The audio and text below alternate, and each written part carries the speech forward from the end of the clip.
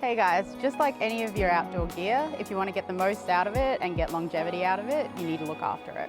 So to complement our cast iron range, we've got our new cast iron scrub and cast iron seasoning oil. And I'm going to take you through how to use them in these easy steps. Campfire also have these Draper Kits, which are perfect for getting rid of any stubborn bits of food and grime. So once you finish cooking, you want your cast iron to cool down, and then it's ready to clean.